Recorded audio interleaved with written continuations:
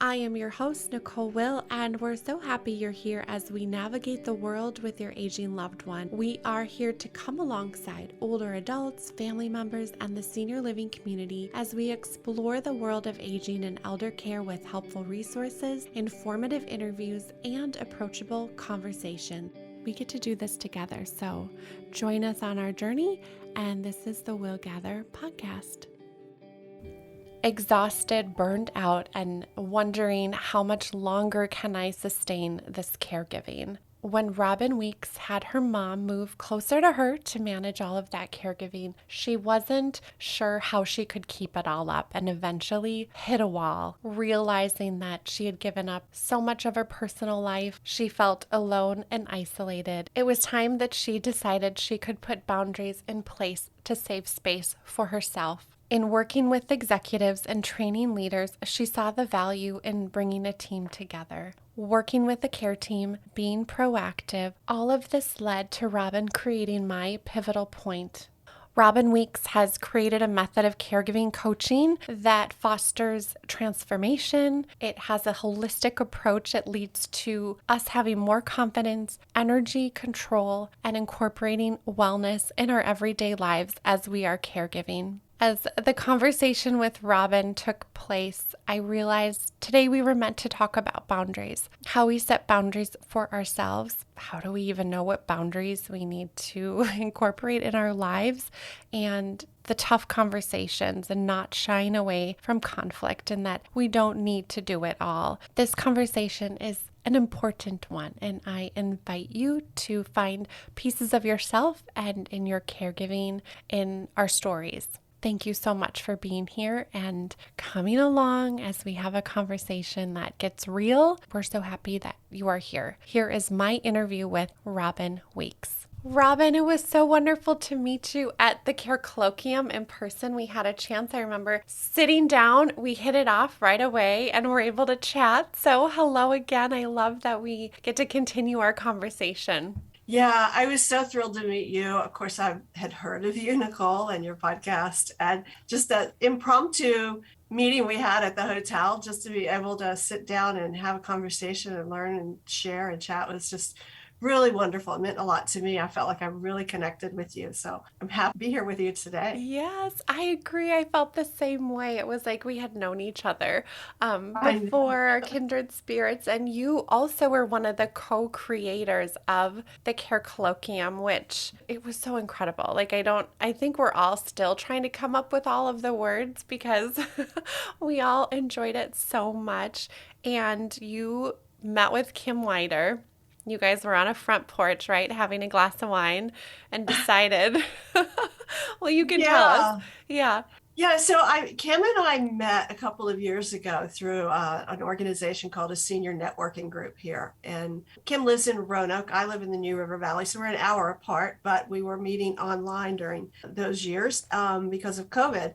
And anyway, we connected and we chatted. We're like, hey, let's do some collaborative work. All right. So we started writing some articles for the business journals, and we did some Zoom interviews together to learn to, talk about our businesses and how we serve caregivers and so forth. And I said to Kim that summer before the colloquium, I said, hey, why don't you come out to my house? Because I live in the mountains outside of town. So it's a very rural location. And I think I have one of the prettiest views in the southwest corner of Oh, I'm Virginia. sure. Um, I said, come out, sit on the porch with me. This is where I spend all my time all summer. And so Kim and her partner Bonnie came out that day, and we had some lunch, we drank some wine, and we were just chatting about how do we serve caregivers and how do we get the word out. And somehow the topic of conferences came up, and Kim looked at me, she said, let's do something. And I said, let's do.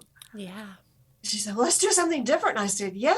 And voila, we had the birth of an idea, and off we went. So Yes. And that it was, came to be in oh my such a gosh. magnificent way. It was such an amazing event, to tell you the truth. I don't think anyone has ever done anything like that, where they brought all of the sort of, I don't know what else words you, industry leaders or, Mm-hmm. business leaders, profit, nonprofit, educational, as many as we could get in one space together to share ideas and learn from each other. And I mean, you were there. I mean, you could feel the energy. It was just Mhm. buzzing. I think I told a couple of people afterwards, I said, I filled my hug quota for the last 2 years. Yeah. It is. It is. I know. I just like had a permanent grin on my face. Yeah. And well, from me and from all of us, thank you for your dedication and hard work. I know that an immense amount of time and energy went into making that happen. So thank you. It was Thank you. Yeah. full of gratitude. It was a pleasure to do. It was great to work with Kim and see it all starting to come together. Yeah. Yeah. We'll repeat it. Yeah. Yeah, I'm excited for next year or this year, I guess. Now we're in 2023. So Yeah. this year, you and I connected. We shared that we both had family members where you're trying to figure out how to care for them and what are all of these options. And for you and out of your experience, really came the desire to help people feel prepared. And you gave up a lot in the process when you were caring for your mom emotionally and mentally and physically. Can you share with us more about what that looked like when you cared for your mom and how it brought you to now wanting to really help and support those family caregivers? Sure. Well, I think like a lot of people watching their parents age, your parent, if it's your parents are in good health, as mine were in their 70s and 80s, they were in great health and they lived in a retirement community a state away. And, they were great. I had no dementia, no serious health issues, active, vibrant in their communities. And so, quite honestly, I think it's real easy to fall under, and I see this a lot in the caregivers that I serve, but we fall under this delusion is, oh, they're fine, and now they're in this continuing care retirement community where they can bump up to an apartment or assisted living or whatever they may need when they need it. And I don't have to worry about them. I just need to go visit them, right? Exactly. Yeah. We do fall under that delusion, and I was under that delusion, and I didn't even have to help them a lot around the house because in their community they had all those services provided. Mm-hmm. So then my dad got sick. My dad was diagnosed with a terminal illness and ended up in skilled nursing care, bedridden, dying over a period of 6 months. Mm. And, in reflection, when I think back upon it, I think that's really when my caregiving kicked in, but I didn't even know the term. I just knew that I was going to Tennessee. Yeah. My brother lived locally, so he was helping out. But I was going once a month to spell him and visit with my dad. And as much as I could, wanted to be there as my dad was dying. So then my dad died, and my brother died 5 days earlier. Oh, I'm so sorry, Robin. And so we had moved my mother out of their house into an apartment because she couldn't live in this house anymore by herself. She was terrified. We moved her into the apartment residences. And so anyway, I was going again after my father and brother died every month to check on my mom. Mm-hmm. It was obvious to me in a lot of ways. First of all, she was just in deep, deep, deep, complicated grief. It was just obvious to me that she needed family. And I actually had a conversation with her doctor, and he said, Robin, she's a lonely old woman and she needs her family close to her. Yeah. And so that did it for me. I had to convince my younger brothers because they were against it. They live in New York. They weren't going down there to see what I would see. Yeah. And I had the conversation with her, and I moved her to Virginia to assisted living about 30 minutes from my house. And she was in good physical shape. She really was. And mentally, sharp as a tack, and a witty, feisty little bitch. Mm-hmm. Love that. I can say that. You sure can. Those personalities are those. They got that fight in them. My mother was always that way. She had a sharp tongue, and she didn't hold it back. My grandma was the same. Yeah. And she was 89, I think, about 89 when I moved her here. And I thought, well, she would go make friends, and she would do all right. She had a little apartment. It was an assisted living building. She didn't need a lot of help, but it was good to have it there. And she had a little apartment. I got her a cat, and she came out to my farm on the weekends. And, we did a lot. We would go shopping and on picnics and all sorts of things like that. And, when you're that old, health fails. You get frail. And she ER visits, hospital stays, rehabs, ER visits, hospital stays, rehabs. It's like the cyclical. Yeah, and every one of those, when you're old, every one of those takes you down another notch, another notch, another notch. And about 3 years into her living here, I had to, after a hospital stay, she couldn't meet the criteria to go back to that semi-independent living in her apartment. So I had to move her into another level of assisted care, which Mm, meant, when you're old like that, your world just shrinks, shrinks, shrinks, shrinks, shrinks. So now she had a mm-hmm. bedroom and a bathroom. Yeah. It was like a suite. Yeah. I remember when my grandma moved and my aunt into the one room with one bed and a twin bed in a room with a Yeah, bathroom. And I remember thinking everything they've ever loved and collected their whole lives on their world travels and on every memory and every picture, we had to pare it down to that one room. And just this, it makes me emotional thinking about it right now. Just the sadness that, okay, here we are. yeah, And it really changed my perspective on collecting things. I'm like, yeah. I don't need all the things. Yeah. Yeah, or enjoy them while you have them Yeah. because Yeah. they're all going away eventually. Yeah. Yeah. But she was okay with it. I fixed her room Mm-hmm. up really nicely for her. And my mother would say all those years, and she would sit on this front porch with me and she would look at me and she'd say, I'm ready to go. I wonder how long I'm going to live. And it used to horrify me, but then I got very used to it because I realized, she's a 90-year-old woman. Mm-hmm. She knows she's at the end of her life. Her husband is gone. Her firstborn son is gone. Her brother, her sister-in-law, and all the people she loved are basically gone from her life now. And she knew she's at the end of her life. She's just waiting. Yeah. And as a caregiver, you want to make it okay. Right. You want to make it okay. It's like, Mom, you got so much to look at this beautiful view. You get to come out here on the weekends. But I couldn't make it okay for her. I finally realized, I couldn't. Yeah. So I just had to accept that. And so she would say it a lot, and I would get used to it. And she'd say, I wonder how long I'm going to live. And I said, I don't know. I really don't know, Mom. And at any rate, she was in the next level of assisted living for about 2.5 years, and she had a hemorrhagic stroke, which took away her voice. It affected the speech part of her brain. It affected her ability to feed herself. And actually, within a month, she was in a wheelchair. She couldn't feed herself. She couldn't dress herself. She couldn't get out of the bed on her own. They had to lift her out of the bed. And, it was just horrible because you know what, Nicole, her mind was still intact. Yeah. She Yeah. knew. She knew what her body had doing to her, Mm-hmm. and she hated it. Oh, I would go by every day usually at lunchtime, to try and get her to eat. Here I am still trying to get her to get better, Mm-hmm. even though I had Mm-hmm. her in hospice care. I knew it was the end, but I'm a caregiver. I still wanted her to get better. Right. Right. I wanted her to try. She Mm-hmm. didn't want to try. She would look at me and she'd have this mad look on her face, like, go away. And, Mm. occasionally she could still get some words out, and that sharp wit of hers would come out, and I would just roar in laughter at some things that she would say. Oh, still there. But yeah, she died in January of 2018. She basically, I think, stopped eating. A lot of very old people, when they get to that point, they consciously do that. Unfortunately, where she lived, they didn't force her to eat or anything. A lot of care facilities will try and force them to eat, Yeah. but they knew where she was. She was already in hospice care. I sat with her for the 4 days that she died, and it was peaceful.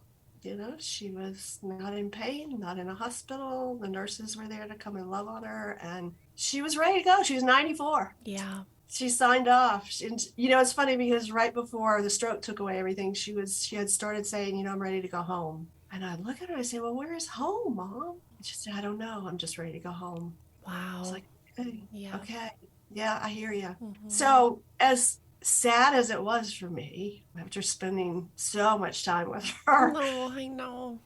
so we had some great memories, really. I mean, I think those 6+ years at the end of her life that I was so close to her were probably, I'm going to Oh, cry.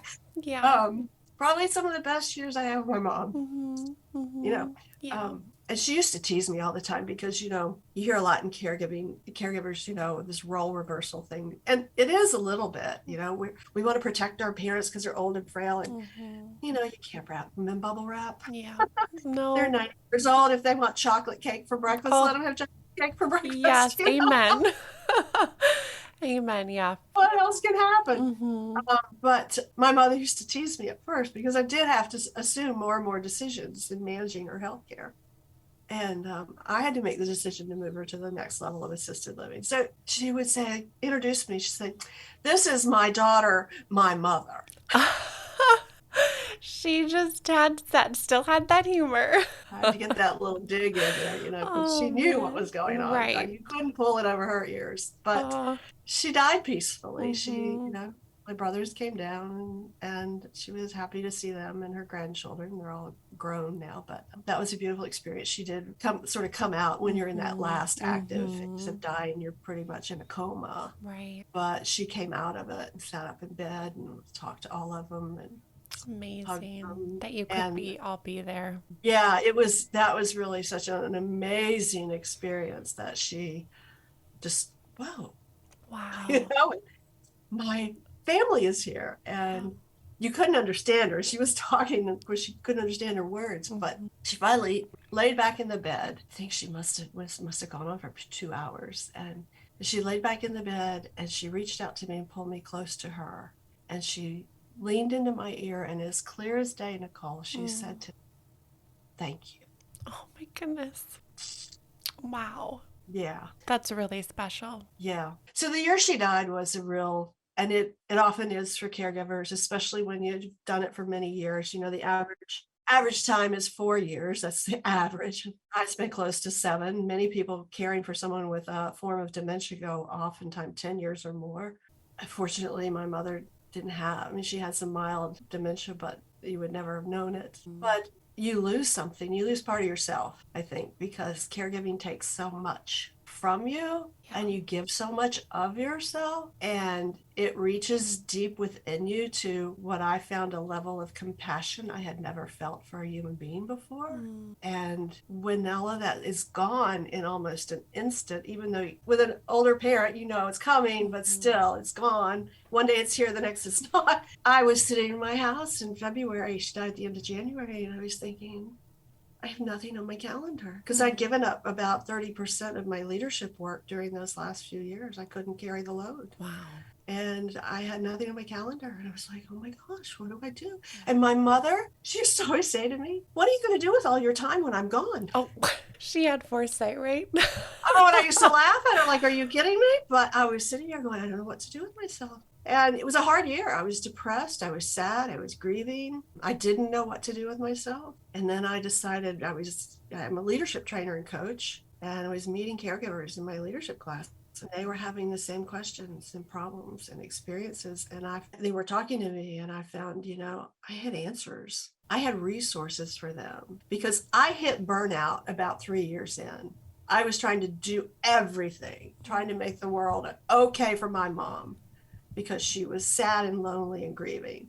And I just wanted the world to be okay for her. And so I was trying to do everything as many caregivers do. And I burned out. I hit the wall, slammed right up against it, and just slid down it like, oh, crap. Yeah. I can't go in that building one more day. Yeah. I sat in my car one day, tears streaming down my face because I just could not bring myself to go inside. And I never wanted my mother to see me that way. I always had a smile on my face when I went in to see her. And that day I couldn't do it. I thought, okay, things got to change. She's still alive. She's still healthy. And you have to save yourself. Yeah. And I thought, I'm not healthy right now. I have to change things. So that was my transformational point, where I put boundaries in place. I looked at all the people around the facility that could be my team members. I looked at where I could call friends in for support. I started thinking, how do I change this? How do I put stuff back in my life to keep me healthy? She's going to die. I know that. She's a 90-year-old woman. She's ready to die. And I'm going to give her everything I can at the end of her life, but I'm not going to sacrifice everything from my life at this point to do it. And it wasn't healthy for our relationship. I was getting resentful. I was getting angry. I was all the things that caregivers feel, I had given up so much. I had given up my hobbies. I had given up my exercise. I had given up a lot of social life. I'd given up a lot of my work. And I thought, I have got to start putting some pieces back in here. And I knew that the last few years of her life were going to continue to require more and more and more of my time. And they did. but I still managed to carve out what I needed for me so that I could give her that time at the very end of her life Yeah. without feeling angry and resentful and tired. Yeah, we carry so much, and it's so true. And then after that loss, we have to almost rediscover what our identity is again, Oh, yeah. because so much of it was spent in the time. You gave up so much, and the time was spent with your mom that it's okay. Well, what do I do now with my time? Who am I? And you took it and you made it this mission to then help and support other people that were in that place. And the focus on boundaries, I think, is one that we need to keep having the conversation about, because it not only protects and saves our souls at times, it can also continue to then help our relationships be healthy. We know that there's conflict. I know, in your work that you've done, one of the best things we can do is it's like how we care for ourselves, I think, is in those boundaries. And Yeah. we can't care well for others, as we all know, when we don't care for ourselves. And how did you know what boundaries you needed to set in your caregiving? That's a great question. We have boundaries, physical boundaries all around us. I like to use metaphors a lot. So if you're driving down the highway, we have guardrails up. Those are boundaries to keep us safe, Mm, aren't they? If you hit the guardrail, you don't run off the road, and hopefully you don't have too bad of an accident. The guardrails are there to keep us safe. We have handrails on stairs. That's a boundary so that we don't fall mhm, down the stairs, that we have a safety aid with us. So when we think about the boundaries that are physical boundaries that are around us, a lot of them are there to keep us safe. So when I hit that burnout point and I realized I got to put some boundaries in place, well, the first one that I realized I needed to put in place was with my younger brothers, because they came down once a year for a weekend and I put them up in my home and I fed them and I cleaned up after them when they were gone. And my mother had just come out of a hospital stay where I had been with her for like 3 or 4 days. Doctors, nurses, sitting in the hospital room. Anyway, I was just flat worn out. And my brother was coming down and I said, "You're going to go stay in a hotel." And he said, "What?" And I said, "I have no energy for you. You come down and see your mother. I need a break." yeah. See, they never really came down to give me respite. They never came Mm, down to really help me. They came mm-hmm. down once a year for a weekend to see their mother. And half the time they were like, "What do I do with her?" I'm like, So then you're "Well, let having to me, facilitate. Yeah. no, you can put that wheelchair in the trunk of the car and take her for a ride. You know, Oh man. you can take her out Yes. to lunch still. I mean, Mm-hmm. Mm-hmm. anyway, I was the first boundary. It was like, no, no more staying with me. You go stay in a hotel. You're not here to see me. You're here to see her. Good for And you. I need a break. Yeah. So that was boundary number one. They didn't like it, but you know what? It was there to protect me and it served its purpose. Mm-hmm. Boundary number two was more along the lines of when the care staff could call me and couldn't call me. Because initially I wanted them to call me for every band-aid that went on a finger. And I thought, this is ridiculous. They're trained nurses. Yeah. They are capable. Yeah. I don't need to have that phone go off for a band-aid because she cut herself Yeah, at 11 at night, at Yeah. 11 at night or 1, no, don't think I need that anymore. So boundary number two was, hey, these are the criteria and circumstances under which you may call my cell phone and I will answer. And the first thing out of your mouth should be, as long as it's true, "She's okay, Robin." Because when the phone rings and it's the care facility, you get Yep. a There's big that call. panic. Yep. Yeah. Mm-hmm. So I said, the first thing, as long as it's true, is "she's okay." And here's why we're calling. What a But don't, great huh? tip. That's a great tip. Just to Yeah, set that up. set that boundary in place with the Mm-hmm. care facility. Now, some people don't want to be called. That's okay too, I guess, unless Mm-hmm. they're going to the ER. But I wanted to be called for everything at Mm-hmm. first. I wanted to take care of everything. And I'm like, Mm-hmm. this is killing me. I can't take care of everything. So that was boundary number two, was dealing with the care facility nurses and staff. On Here's the criteria. Here's why you can call me and the circumstances under which you may call me, and I will answer. Otherwise, don't call me. Or tell me when I show up, because I was there all the time. So they could easily tell me, she cut Mm-hmm. her, you see a band-aid on her arm is because she fell and she's fine and blah, blah, blah.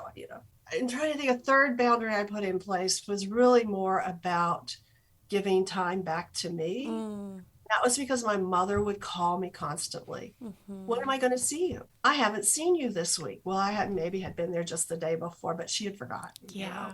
And some of that's old age, some of it was her mild dementia, and some of it is the fact that every day looks the same when you're in one of those places. Right.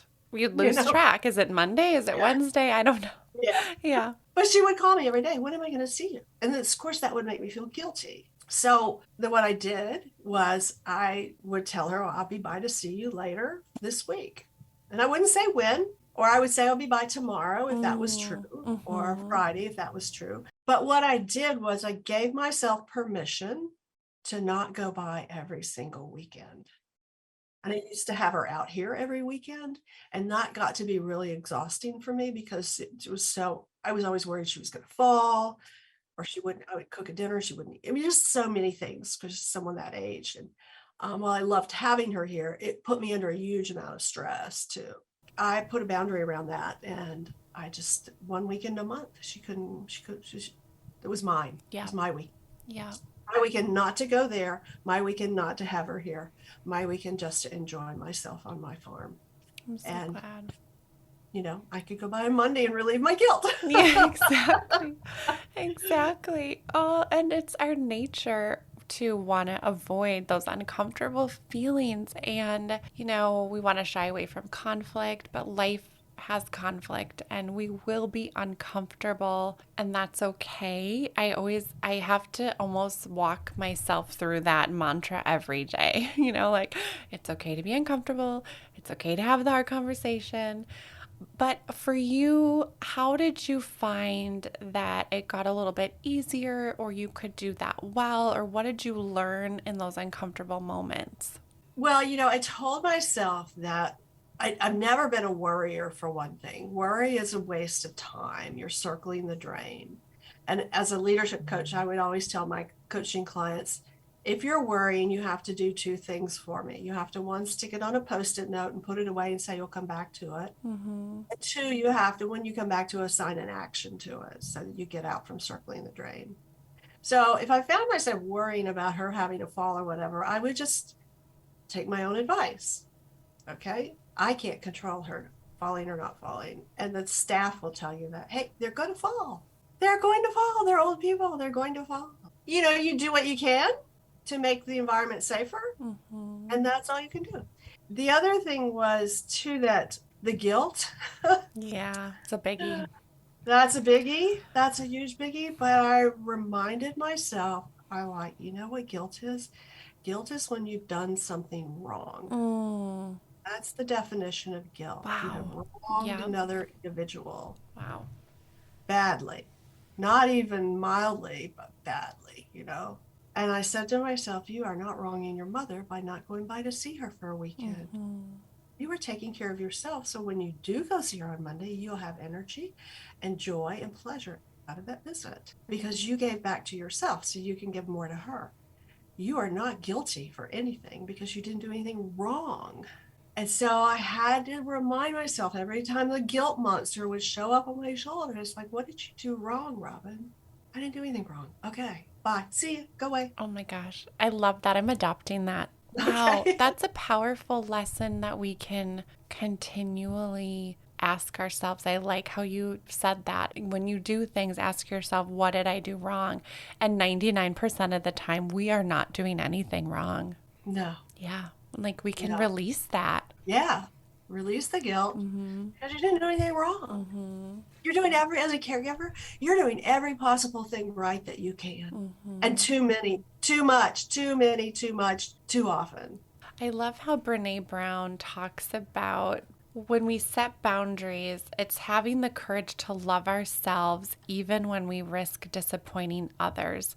We can't base our own worthiness on others' approval. Only when we believe deep down that we are enough, we can say enough. And it echoes your thoughts with we have to choose what is good for us because otherwise we will crash just like you did. Like you crash and you burn. And I like shifting it because I think so much in our caregiving we're caring about everybody else and not about ourselves. So we're saying that everything else is important and we're not worth that time and we're not worth that, but we are, and we have to have the courage to love ourselves so much, to choose ourselves in those hard moments. Yeah, and what you just said, I was thinking about this yesterday because we give so much in caring for this other individual. We give our time, we give our energy, we often give up our health.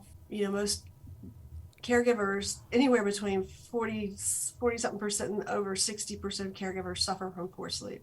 And poor sleep can be the number one cause of all sorts of other health issues. I mean, I did. I slept with Yeah. one eye open. Oh, it's the You know, worst feeling ever, too. Yeah, I mean, I saw a therapist at one point, which was no help. I don't recommend you go see a therapist, but unless Mm, you got old stuff to work through, yeah.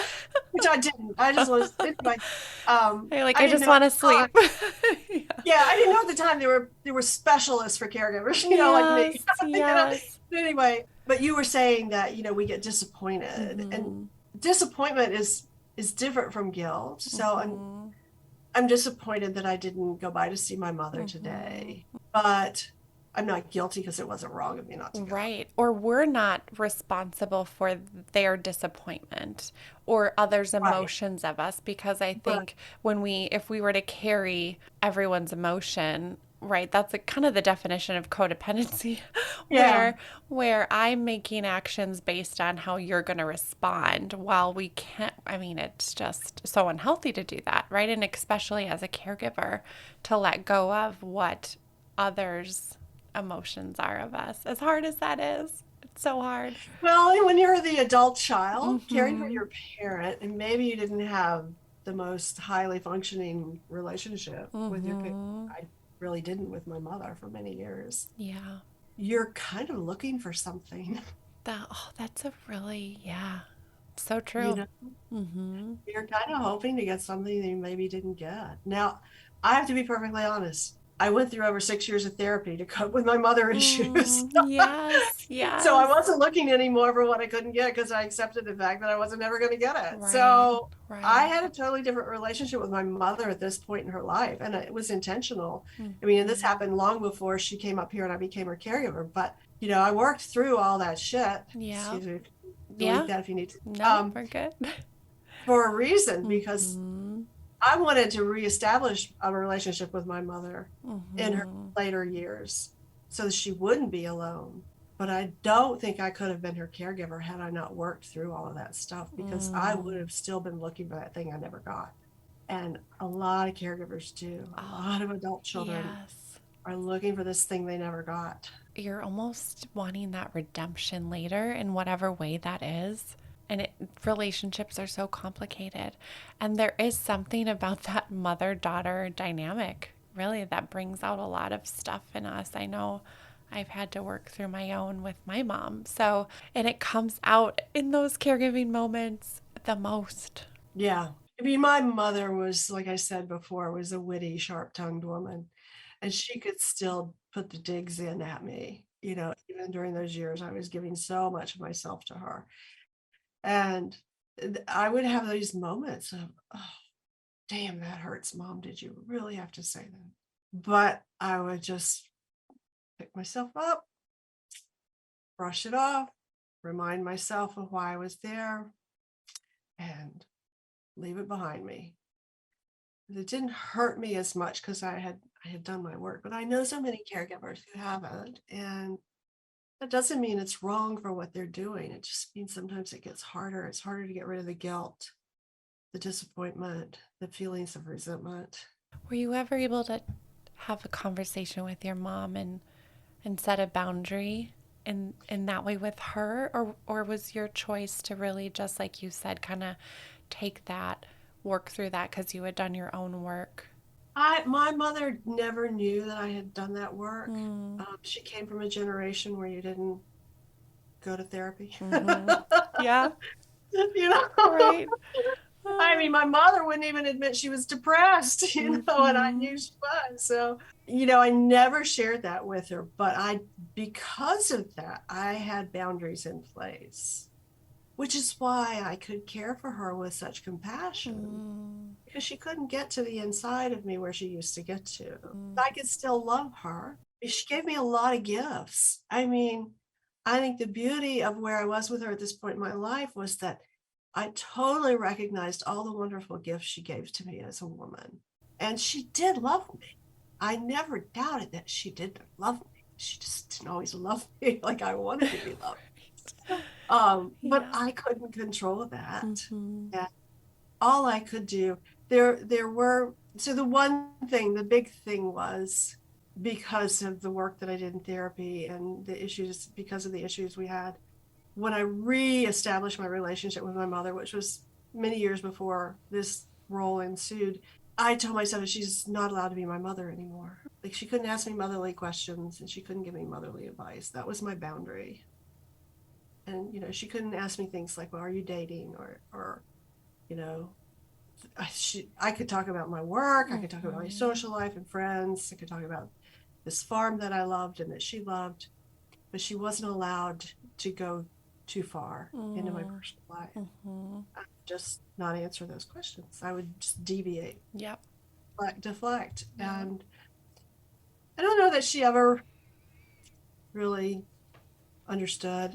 And it's Mm-hmm. okay, because you know what? Our relationship was good. Yeah. And you felt good in that, right? Like you felt Yeah. like that was where the conversation needed to go or where it needed to end. And that was important for you. Yeah. Yeah. It was important for me so that I could care for her, so that Mm-hmm. I could give of myself to this woman who was my mother, but who was lonely and sad and grieving till the end. It's funny, Nicole, because I'm very empathic, and my mother was not. Well, no, I Mm-hmm. won't say that. She was empathic, but Mm-hmm. not to the degree that I'm also very nurturing, and she was. Mm-hmm. Mm-hmm. And I don't know where that came from in me, but Mm. didn't get it from her. Yeah. Isn't that something how different we can be from the people that have raised us or we share that DNA? But I'm the same way. I'm very empathetic and nurturing, and I've got people in my family where I'm like, man, we are like total opposite. How did this Yeah, happen? yeah, Yeah. yeah, Life is so interesting, and we learn so much about ourselves within caring for other people. And just as you had mentioned, where you realized this level of compassion that you could have. You see it now in your work. You've got compassion for all of the families that you support and the care community that you've built and all of those relationships. And we wouldn't know how to do that without having walked through some of the hard stuff first.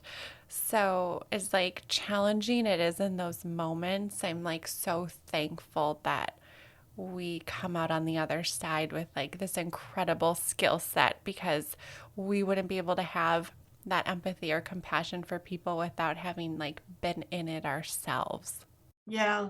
That's so true. I mean, one of the reasons you had asked me, what led me to do what I do now, and I still do my leadership work, and I'm leaning deeper and deeper into my caregiving work now too. But I did this pretty much alone. I didn't know what I was doing. I got thrust into it like so many caregivers do. There's a crisis, and there almost was with my mom, and boom, let's make a decision. Let's change this. Mm-hmm. Let's change the outcome of today. Yeah, And you don't know what you're doing, but you do your best, and you don't know who to go to for answers or resources or knowledge. So you do your best and you hope it turns out okay. And it did for me, but it doesn't for everybody. But I did alone. I didn't have very little family support. You talk to friends who don't get it and they just glaze over. So you stop talking about it. Or people say, "How's your mom?" And, "Oh, she's fine," because they don't want to hear about totally. the Yeah. accident And in you the can farm. tell. I feel like you can see it in their faces. They're like, oh, no, moving on. Moving on, yes. Moving on. And nobody ever asks you how you're doing, Mm-hmm. in that Mm-hmm. whole process. It's always about your parent or the one you're Mm-hmm. caring for. Like I said, I was meeting all these caregivers in my leadership classes doing it alone. And I thought, this is not right. And that was part of my transformation too, was this has to change. People can't keep doing this alone and feeling like they're the only one out there in the world Yeah. doing this Yeah. and isolating themselves because it's so hard and time consuming and stressful, and not having anyone to talk to about it because they're Mm-hmm. feeling guilty or they're feeling resentful or angry or just tired, and they don't have anyone to go to unload on Mm-hmm. because no one gets it. And that year after my mother died was the year I said to myself, I'm going to do something with this. Now, some caregivers are like, I've had enough of this. I'm going back to my life. Yep. I'm glad it's behind me. And that's perfectly Mm-hmm. fine. I understand that. I couldn't do that. I Mm. just could not do that because I was meeting too many caregivers that were alone and isolated and stressed Mm-hmm. and no answers, no resources, just spinning around trying to do the best they can and doing a great job, but Yeah.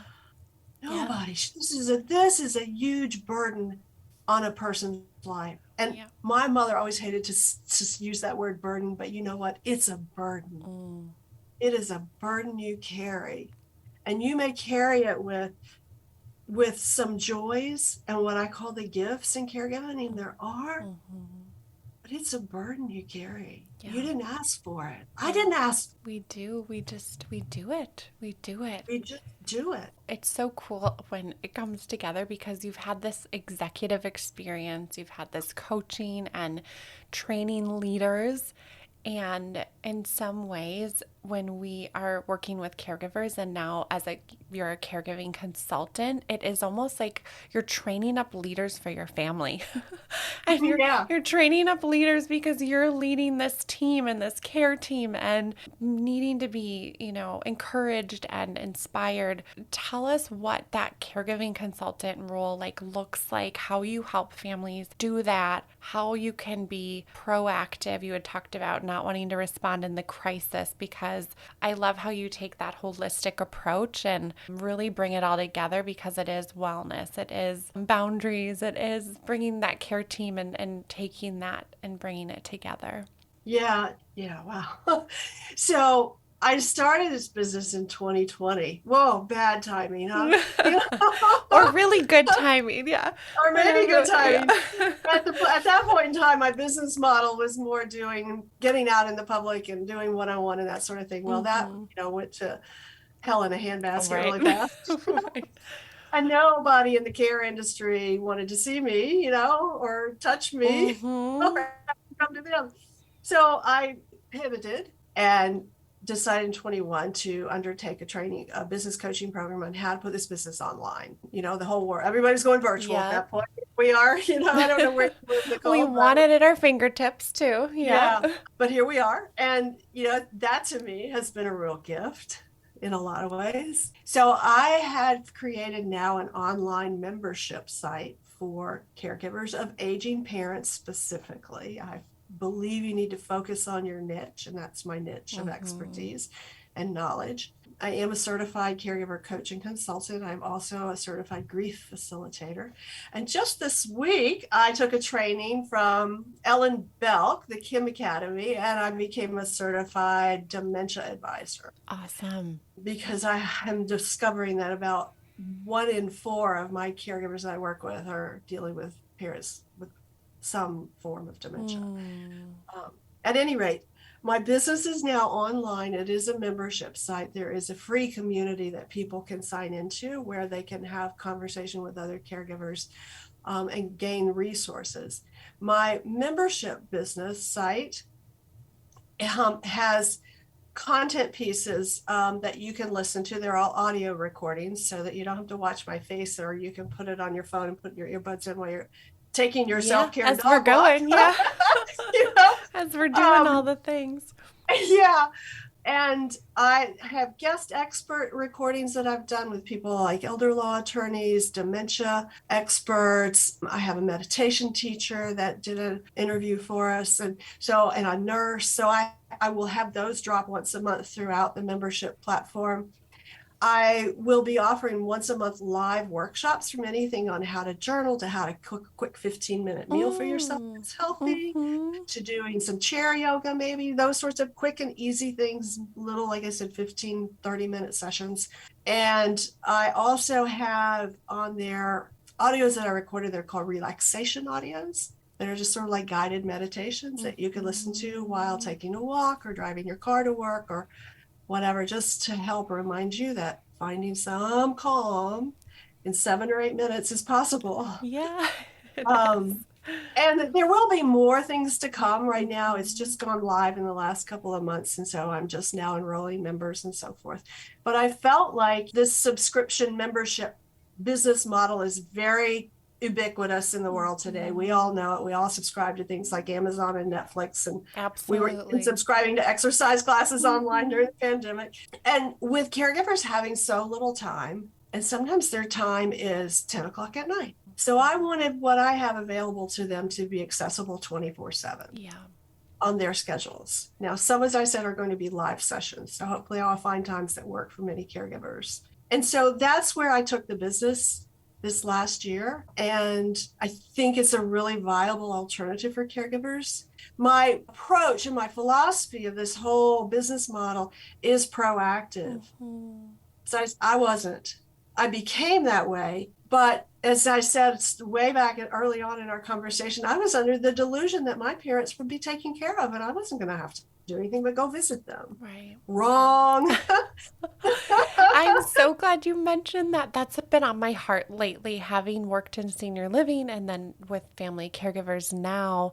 And our caregiving continues even more so when our loved ones move into communities. And so I'm so glad that you experienced it. You know exactly what that's Yeah. like. Yeah. So my model is prepare. That's, to me, these are the content pieces that cover the early stages. You may not be a caregiver yet. Your parents may be in their late 70s, early 80s and perfectly fine and traveling the world and whatever else. But you know what? It's coming. So prepare. Be prepared. So I have some content pieces around that. The second phase is what I call planning. So now you're in caregiving. Let's make sure you've got all your legal docs, yours and your parents, in place. Because what if something happens to you? Let's make sure you've researched care facilities or assisted living. They may not need it now, they may never need it, but don't wait for a crisis to have to find one. Right. Yeah. Typically there's waiting lists There's, from my experience, and just get on the list. You can always say, "Oh, I'm not yeah, ready yet." But at least yeah, you're on the exactly. They have list. waiting lists. It Yeah. costs a lot of money. You have to figure out that whole financial aspect. How are we going to pay for this? Or if they're coming home to live for you or live with you, and that's what you plan for them, how is that going to look? So that planning phase, talk to your family, create your caregiving teams, line up all the medical records you need. You know, a lot of technological apps are available now. That's part of planning. And then the final core is what I call mindfulness. So that's the downward phase of caregiving where you're coming to the end. And you know you are probably. It's time to be mindful. It's time to capture the legacy stories. And I have an offering that I'll do video interviews with your loved one and create a legacy video for you to keep. You can capture all those stories that, you forget about if they're not captured. So it's that mindful phase. I know, my mother's 94 years old and she's had a stroke and she's not going to live very long. What do I need to do now? And that also then means post caregiving, that transitional phase of aftercare. What did I learn? I have so many new skills now. I need to do something with those. I have skills that I can apply to my job that I learned in caregiving. I was a project manager. I was a communications expert. I was an advocate. You know, Yeah, when all you of put it these. like that, it's like, "Oh, look at that." Yeah, I need to So tell my many boss about talents. this. Mhm. That Mhm. promotion I had to turn down because I was caregiving. Guess what? I got new skills for you. Yeah. Wow. So there are three core phases: preparing, planning, and be mindful. And my coaching program is called the PATH program, which stands for Pivoting Around a Healthy Caregiver. And it's based on those three core modules of preparing, planning, and being mindful. I'm so glad you're here in this space and that you have the talents to share everything that you've learned with all of us. And it's such a support for families. And I know you're a support to our community as a whole. It's such a pleasure to be in your world. And I will include on our episode description all of your links and your website, and so people can learn more and they can find you and connect with you and work with you. So I just have loved talking. We could talk for, gosh, probably another hour. I know. I think we could. I know. Thank you, Nicole. I can't thank you enough for doing this. I really, really appreciate it. And you have such a lovely, lovely persona and way of being with somebody and making them feel comfortable and at ease and sharing all the things. Oh, thank you. Yeah, I just think you're doing an amazing job as well. It's great for you to do these and get these out there in the world. And thank you. And I want to thank you for the little gift that you gave to me at the end of the conference. I forgot to thank you for it. Oh, you're so welcome. I'm so glad. It was so sweet. Yeah. What, Gigi Betty.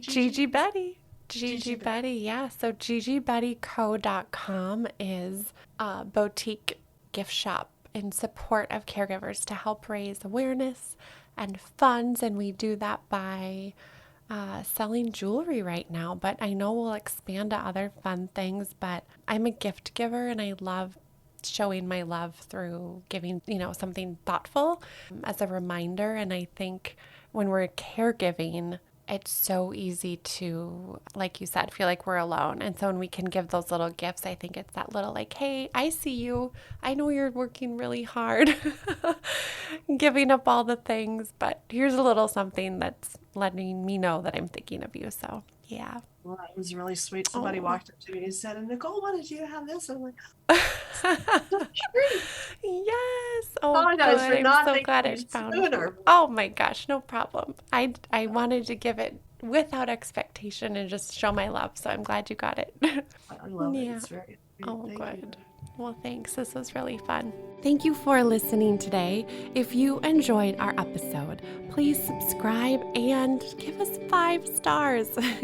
In all honesty, we'd love to hear from you. Thank you so much for listening to our episode.